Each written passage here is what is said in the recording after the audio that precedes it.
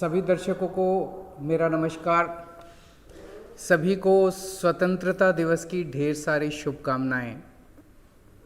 आज ही के दिन 1947 में हमारा देश आज़ाद हुआ था।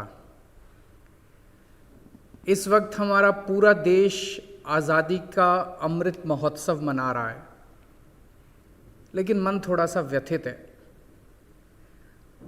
देश के कुछ हिस्सों से जो खबरें आ रही हैं वो अच्छी नहीं है।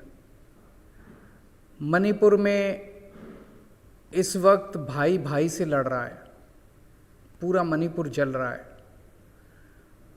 एक समुदाय दूसरे समुदाय से लड़ रहा है।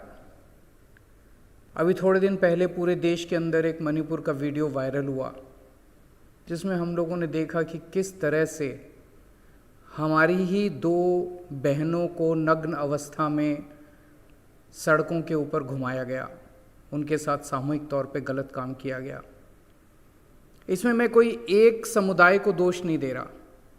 इस समुदाय ने उस समुदाय के महिलाओं के साथ गलत काम किया, उस समुदाय ने इस समुदाय की महिलाओं के साथ गलत काम किया।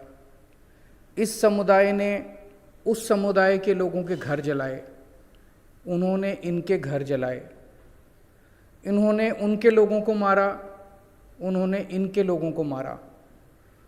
इतनी ज़्यादा मार काट, सब कुछ ध्वस्त हो गया, सबके घर जल गए, किसी का बाप चला गया, किसी की माँ चली गई, किसी के बच्चे चले गए, पूरे परिवार ध्वस्त हो गए। हज़ारों हज़ारों लोग इस वक्त रिलीफ कैंप्स में वहाँ पे रह रहे हैं। किसका फ़ायदा हुआ? हम आपस में क्यों लड़ रहे हैं? अभी थोड़े दिन पहले गुड़गांव से इस तरह की खबरें सुनने को मिली। गुड़गांव के पास नूह है, वहाँ से इस तरह की खबरें सुनने को मिली और वहाँ से फिर आग फैलते फैलते गुड़गांव में चली गई। यहाँ भी एक समुदाय के लोग दूसरे समुदाय के लोगों के साथ लड़ रहे हैं। ये उनकी दुकानें जला रहे हैं, वो उनकी दुकानें जला रहे हैं। ये उनके घर जला रहे हैं, वो उनके घर जला रहे हैं। ये इनके लोगों को मार रहे हैं, वो उनके लोगों को मार रहे हैं। ऐसे देश कैसे आगे बढ़ेगा? सारी दुनिया पता नहीं कहाँ की कहाँ निकल गई। हम आपस में लड़ते रह गए।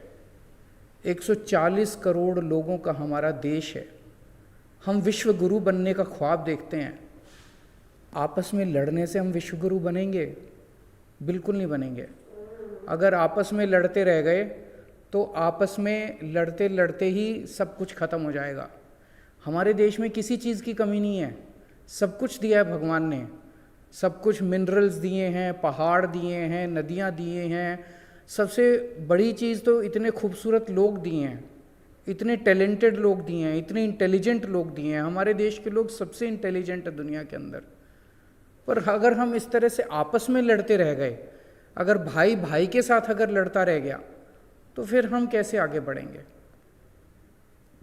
हम देखते हैं अपनी नॉर्मल ज़िंदगी में एक परिवार है, उसमें 4 भाई हैं।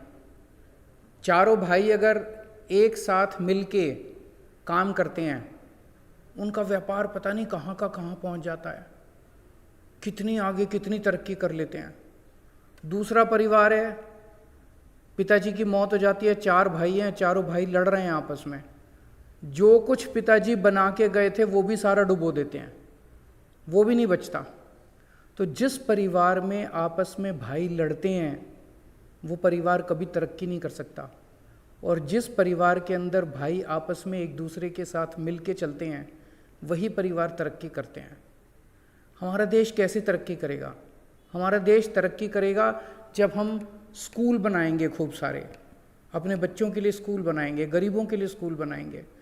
हमारा देश तरक्की करेगा जब हम बहुत सारे अस्पताल बनाएंगे, जब हम सड़कें बनाएंगे, जब हम इंडस्ट्री को बढ़ावा देंगे, जब हम व्यापार को बढ़ावा देंगे, जब बिजली बनाएंगे, जब पानी बनाएंगे। हमारा देश तब तरक्की करेगा जब हर हाथ को रोज़गार होगा, कोई बेरोज़गार नहीं होगा, तभी तो तरक्की करेगा। लेकिन ये सब कैसे होगा? ये सब आपस में लड़ने से तो नहीं होगा ना। आज स्वतंत्रता दिवस के दिन आइए हम सब लोग एक चीज़ तो ये मान लें, ये सोशल मीडिया में जितनी चीज़ें आती हैं, कई बार बहुत गलत चीज़ें आती हैं, इन पे भरोसा मत कीजिए। जो भी नेगेटिव चीज़ है उस पर भरोसा मत कीजिए, उसको डिलीट कर दीजिए। पॉजिटिव रहना है, अच्छा रहना है, एक दूसरे से प्यार मोहब्बत करनी है, एक दूसरे से मिलके चलना है। अगर 140 करोड़ लोगों का देश एक साथ मिलके चलेगा, इस दुनिया की कोई ताकत नहीं है जो हमें दुनिया का नंबर 1 देश बनाने से रोक सके। लेकिन अगर हम आपस में लड़ते रह गए, ये उससे लड़ रहा है, वो उससे लड़ रहा है, 140 करोड़ लोग 140 हिस्सों में बट जाएंगे, ये अच्छी बात नहीं है। हमें एक साथ मिलके रहना है।